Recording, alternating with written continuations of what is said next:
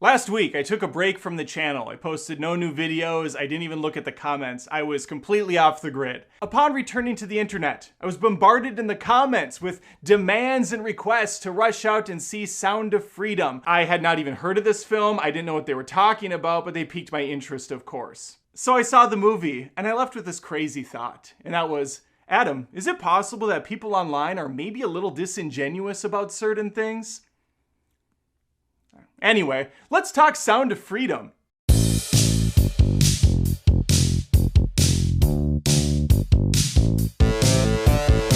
Here's the deal, fam. This video is going to come with a major disclaimer. This is a movie review channel. This is not a political channel. This isn't a left versus right debate channel.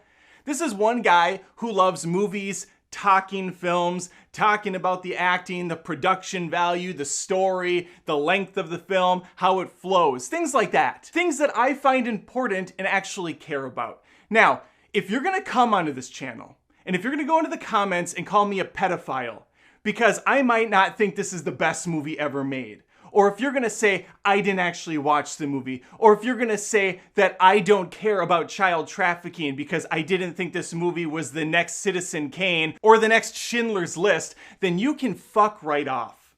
I also don't want to hear about your conspiracy theories about how the majority of Hollywood are sex-offending deep state cabal members and that are somehow led by Barack Obama and Donald Trump and Hillary Clinton and for some reason Tom Hanks. I've heard all of this stuff. I've heard all of it. We're talking movies on this channel. Let's actually talk about the movie Sound of Freedom. What works, what doesn't, and afterwards, maybe we can kind of agree on some things. For starters, and I know this is going to be a brave message to some, but I'm anti-child sex trafficking. I'm anti-pedophilia.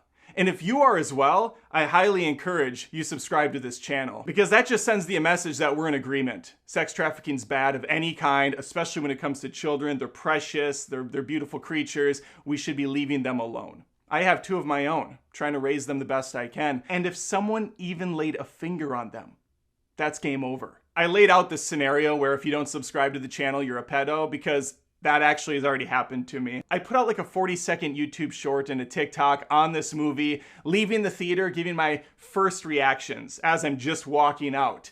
And I said, hey, it's got a great message. This is something that should be drawn to people's attention, although I think most people know that this is a thing going on. And I'm pretty sure if you polled people, it would be like 99.9% agrees that sex trafficking's bad and should be done away with. I don't think this is like a big hill to die on. That said, this movie has its heart in the right place. It's doing its best to draw attention to this sort of thing, and so for that, I commend it. This isn't a left versus right thing, no matter what people say on the internet, which isn't really the real world at all. Normal people don't agree with child sex trafficking. It's awful. It's the worst thing you can do. And yet, I'm already name called. People accuse me of not actually seeing the movie and just pretending to see it. To what end? Like, why? Why do people make a conspiracy out of everything? It's not that deep. All right, let's talk about this movie. The pros. It looks really nice. Cinematography is solid. I know it's got a smaller budget. They're tricking me. It's a beautiful looking film, front to back. As for the acting, we got Jim Caviezel in this, aka The Count. The Count of Monte Cristo, by the way. Fantastic film. I love that movie. Very underrated, underappreciated. He was also in a small little indie film by Mel Gibson called The Passion of the Christ. You may have heard of it. I think it generated a few dollars here and there. It made a lot of money.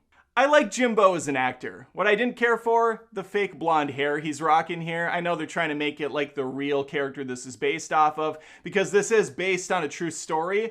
I put air quotes because I read up on this and I know some of it's absolutely fabricated. And come on. It's a Hollywood movie, regardless of what you want to say about it. They're always going to go over the top. They're always going to go extreme. They're always going to pull in a little narrative that wasn't there before. And that's fine. And that's fine. As long as the message is sound, which in this case it obviously is. And as long as it's entertaining, I don't put a lot of stock into the based on true story stuff. I'm here to be entertained. I'm here to maybe get educated and whatnot, depending on the film. If I genuinely want to know more about his character, Tim Ballard, I'll go look it up myself. I'll find out about this guy, what he actually did, how he accomplished it, and whatnot. In this movie, he's a federal agent. He's got a beautiful wife. He's got a loving family. They jump to it once in a while.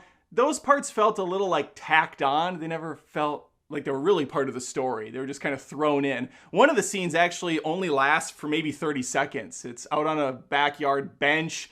It just comes out of nowhere and it leaves just as fast. It's like, oh, okay, well, that was something. Regardless, you know, he's a well-adjusted, good old-fashioned all-American guy, and he's taken down sex traffickers. He's taken down these disgusting pedophiles who are selling kids online, making money, like just the grossest profession you could possibly be part of.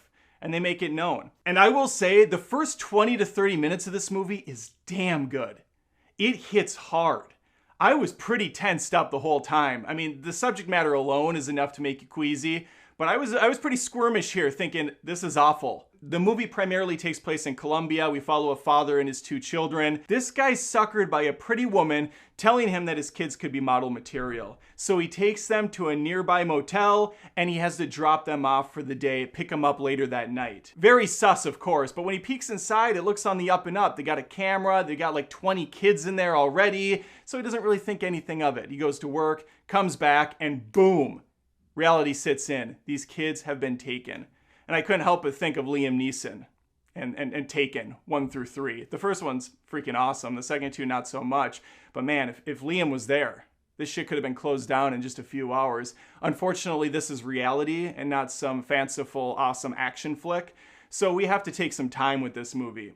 We have to take too much time with this movie. It's 2 hours and 15 minutes long. And I have to say, there is a really good hour-and-a-half film here. But man, the pacing's terrible. And that sucks to say, because there really is a good movie somewhere buried in the bullshit.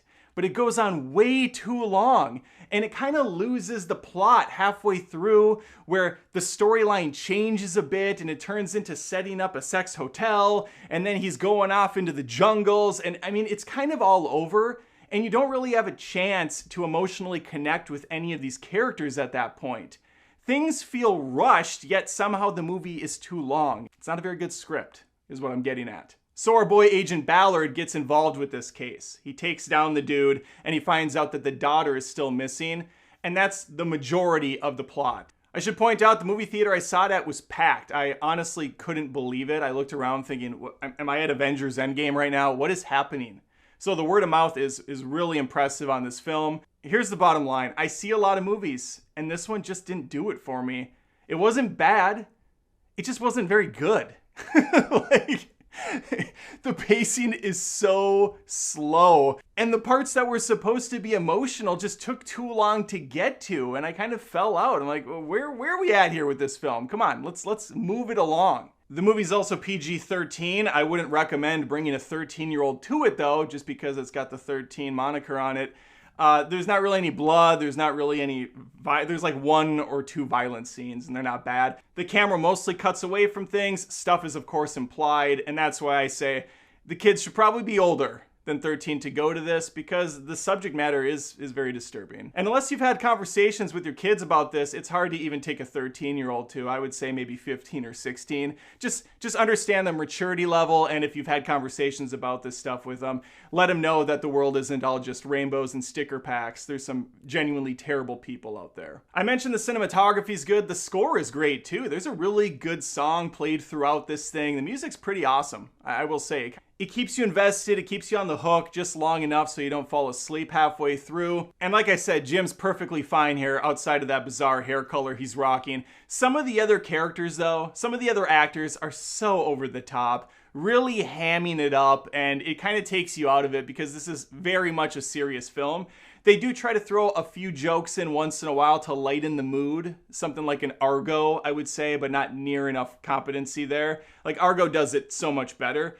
This just, yeah, it's just kind of a mediocre film all around, which kind of racks my mind even more. And that's why I opened with the way I did with the disingenuous comment. People were flooding my videos that had nothing to do with this film, calling me a coward for not seeing it, like this is some profound movie that's crazy and different. Really? This is like the most mid stuff I've ever seen. There's nothing like amazing about it. It's just like a kind of film. Is it just because it's on, child sex trafficking? There's tons of documentaries on that. Like I said, there's 3 Taken movies, and I know there was some controversy or whatever because Fox owned the rights, but then Disney bought the rights, and there was like a 5-year hiatus where they didn't know how to get this thing published. I've seen articles, both sides of that coin as well, saying Disney didn't actually own the thing. It was kind of just in limbo. Taken as well, funny enough, was sitting on the shelf a year or 2 before it got distributed. It's just a matter of who owns what, and if they're willing to put the money in to promote it, and if it's on brand with them or whatnot. Okay, let me know your thoughts. Put it in the comments below. Am I wrong? Is this actually like basically Schindler's List for 2023? Is this that good of a film? Or are you like me? You didn't get the hype. You went out and saw it. It was okay. Very long though, very tedious, and the emotional hits didn't really punch how they should have. They tried. Believe me, they tried, but it kind of failed at the end. Let me know. Like the video if you like the video. Please subscribe if you haven't. I post tons of movie and TV content every single week. Love to have you stick around. All right, take care.